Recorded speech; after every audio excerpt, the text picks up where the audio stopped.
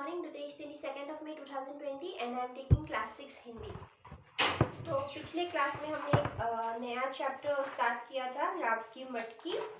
तो हमने पेज 24 तक फिनिश किया। तो स्टोरी क्या था कि रज्जो एक गरीब घर की लड़की थी, गरीब किसान के घर की लड़की थी और उसे मेले में जाना था, राइट, क्योंकि आसपास के सभी बच्चे मेले में गए थे, राइट, और नए कपड़े पहन कर गए थे। उसने भी जिद की, राइट। माँ बाप को बड़ा दुख हुआ क्योंकि वो अफोर्ड नहीं कर सकते थे उसे नया कपड़ा देने की, क्योंकि उसका कपड़ा फटा हुआ था, राइट। इसीलिए उसने क्या, पिता ने दुख से माँ को कहा था कि वो राब की मटकी बेचकर पैसे से उसे नए कपड़े ला कर दे, ठीक है। लेकिन माँ ने क्या किया, उसे गुड़ खिलाया, राइट, जिसे खाकर वो बहुत खुश हो गई और कपड़ों के बाद भूल गई, राइट। लेकिन पिछले ही दिन जब बच्चे उसके पास साथ खेलने आए, वो लोग उसे नए नए खिलौने दिखाने लगे जो उन्होंने मेले से खरीदा, राइट, जिसे देखकर रज्जो को दुख हुआ, राइट। और कुछ बच्चे बोलने लगे कि वो गरीब है, राइट, इसलिए उनके पास वो चाशनी नहीं पीते, वो दूसरों से मांग कर पीते हैं, जिसे सुनकर उसे और भी अधिक दुख हुआ। लेकिन माँ ने कहा कि उसे ऐसे बच्चों की बातें नहीं सुननी चाहिए, राइट। तो हमने वहां तक फिनिश किया था। आज हम 25 पेज पर जाएंगे। तो नहीं, बच्चों की बातों का ख्याल न करो, भगवान ने चाहा तो अब की फसल अच्छी होगी, फिर हाथ खुल जाएगा, कोई ऐसी ही तंगी थोड़ी रहेगी। तंगी यानी पैसों की तकलीफ, राइट, जब पैसे कम हो तो उसे पैसों की कमी कहकर दुगर ने घरवाली को समझाने का यत्न किया। अच्छा अम्मा, हमारे घर में राब है कि नहीं? सबके घरों में मटको राब धरी है। पति पत्नी ने एक दूसरे की ओर भेद भरी दृष्टि से देखा। फिर डूगर ने रज्जो को अपनी ओर घसीटकर कहा, देख, यह कोने में राब की मटकी धरी है, देखे, कहकर उसने मटकी का मुंह खोलकर दिखा और फिर उसमें एक उंगली डालकर चाट ली।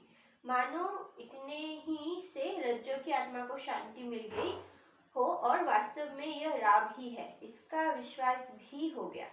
हाट के दिन गोविंदी राब की मटकी सिर पर धर और रज्जो की उंगली पकड़कर बाजार करने घर से चली।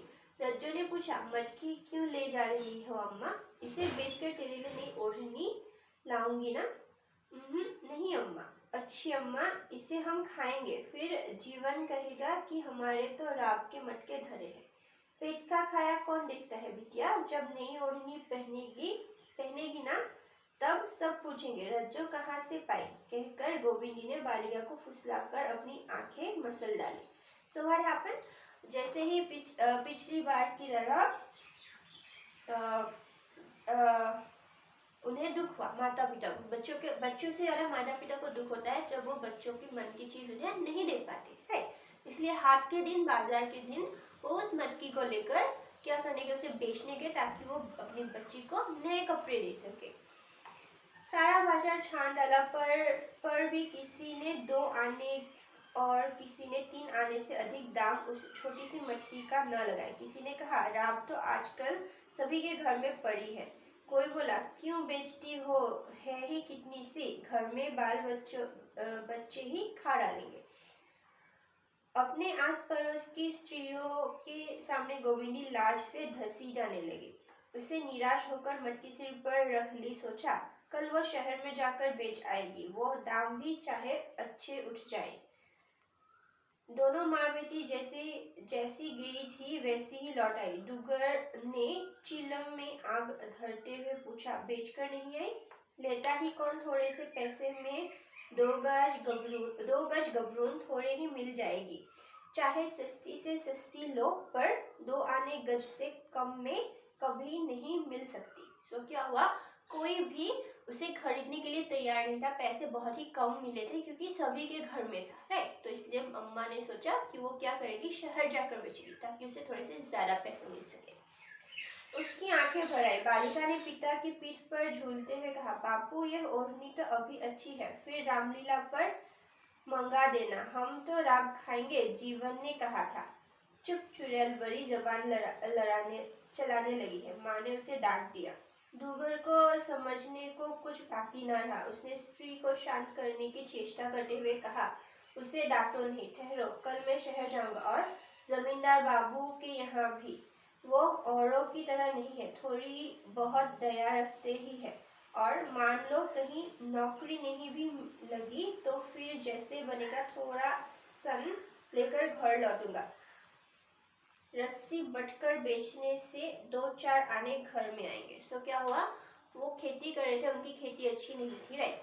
और जब बच्ची ने ऐसा कहा कि वो खाएगी, राइट, राब खाएगी इंस्टेड ऑफ बेचने के लिए, तो माँ ने उसे डांट दिया। इसे सुनकर डूगर को, राइट, पिताजी को दुख हुआ, राइट, क्योंकि वो कुछ नहीं कर पाए, इसीलिए उन्होंने क्या कहा कि वो शहर जाकर नौकरी ढूंढेंगे, राइट। और अगर नौकरी नहीं मिली तो वो सामान लाएंगे रस्सी बनाने के लिए, जिसे बेचने से घर में थोड़े बहुत पैसे आ जाएंगे।